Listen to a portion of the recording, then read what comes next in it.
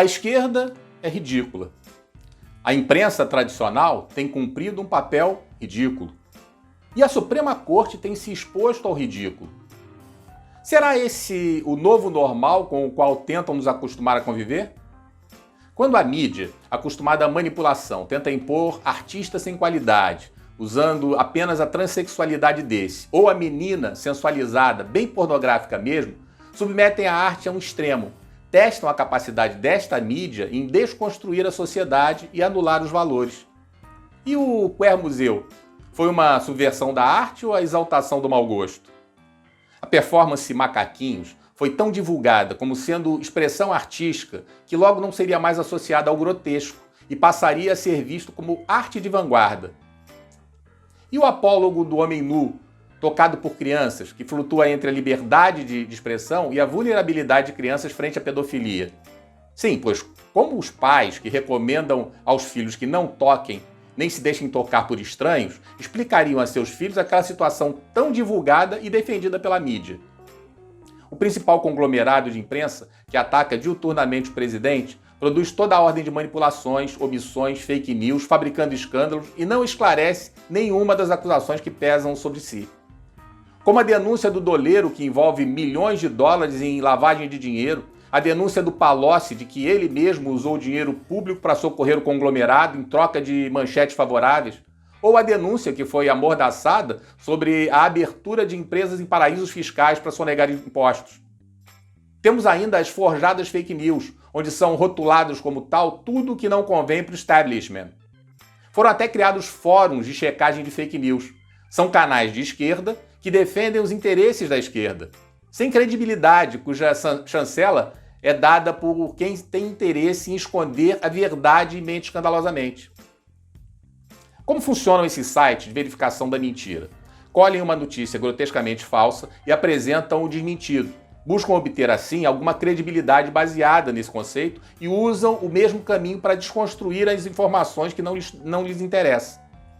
Publicam a notícia inconveniente e aplicam um carimbo falso. Mas na leitura da argumentação, constatamos que não passa de uma série de evasivas e textos se limitando a pôr em dúvida a informação sem nada que categoricamente justifique aquele carimbo falso. Vou citar um exemplo.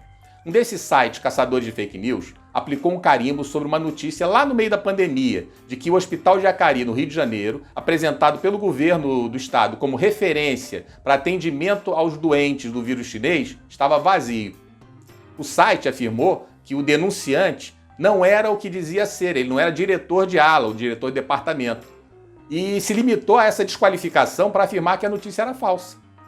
Falsa foi a chancela do site. As supostas superlotações foram usadas pelo governo estadual para contratar, superfaturar e não utilizar 9 hospitais de campanha. O site jamais se retratou e continua lá, iludindo os incautos, ou atendendo aos anseios dos que gostam de uma verdade inconveniente carimbada como mentira. Assim, a imprensa tradicional tem cumprido um papel ridículo. Bem, a premissa exigível de imparcialidade de um juiz cai por terra quando vários deles expressam opiniões em jornais, palestras, casamentos e depois vão julgar os personagens que eles criticaram ou defenderam publicamente. Para piorar, não admitem impedimento ao participar ou decidir individualmente desses casos. O mesmo ministro Barroso, que cospe a frase "temos um presidente que defende a tortura", foi o advogado de defesa do terrorista italiano Cesare Battisti.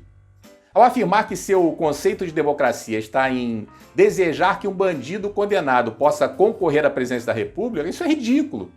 Considerar que é lícito varrer para debaixo do tapete denúncias contundentes de um Antônio Palocci contra vários políticos corruptos e um partido corrupto, desconsiderando a delação, é absurdamente ridículo.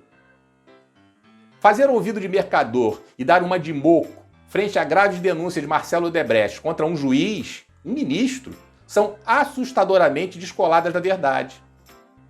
Para uma mesma pessoa denunciar, investigar, acusar, decretar prisão preventiva, sentenciar e executar a sentença, seria compreensível se falássemos de figuras como Hitler, Mussolini, Fidel, Xi Jinping, Kim Jong-un. Afinal, se tratam de tiranos, mas estamos assistindo isso sendo protagonizado pela Suprema Corte no Brasil. Há algum tempo atrás, Um amigo se disse surpreso com o discurso do Barroso quando ele criticava o Gilmar e parecia em sintonia com a opinião pública. Eu respondi, não se iluda. Ali eles fazem um revezamento, onde um atua como vilão e outro de bom moço. É uma farsa. Nenhum deles vale nada. Ainda não satisfeitos com o ridículo ao qual expõem o tribunal, essas figuras se prestam a fazer live com seres bizarros, como um blogueiro palhaço de cabelo colorido, ou criminosos invasores e destruidores de propriedade privada. Vão além na sanha de se expor à vergonha. Declaram publicamente que o voto da maioria é uma ameaça à democracia. Comportamentos e frases insanas que são divulgadas pela imprensa tradicional com a normalidade de uma gente que merecia estar internada num hospício. O ridículo é descrito no dicionário de duas formas. Primeiro, digno de riso zombeteiro, merecedor de escárnio. Segundo, insignificante, que tem pouco valor. Francamente, essas manifestações estão longe de causar riso. O ridículo aqui é o grotesco, o assinte, está mais para vergonha, e a Suprema Corte tem se exposto ao ridículo. Por fim, temos a esquerda ridícula. Lula, Gleisi, Haddad e outros personagens do picadeiro esquerdista tentam fundar até igreja como boia salva-vidas. Porém, o cristianismo é algo que lhes causa enjoo e, obviamente, não funcionou. Daí, acionam um de seus juízes, um dos mais militantes, para tentar impedir que cristãos se manifestem, se elejam e, se eleitos, que sejam caçados pela democrática decisão de tiranetes. Tentam até inventar namoros entre suas fileiras na grotesca tentativa de romantizar a aventura comunista. Como se fossem espiritualizados, amorosos e duradouros os relacionamentos que brotavam nos escondidos aparelhos terroristas e nos acampamentos no meio do mato. Para arrematar o festival tragicômico dos partidos de esquerda, que não aceitam perder nas urnas, usam o STF para fustigar o presidente. Lembro que essa frase não é uma afirmação minha. É a constatação de todo o povo brasileiro, externada pela voz de um dos juízes, que está dentro do olho do furacão, ou lá dentro do manicômio. Eu lembro que, claro, o juízo não tem que expressar o desejo da opinião pública. No mínimo, tem que cumprir a nossa Carta Magna, a Constituição.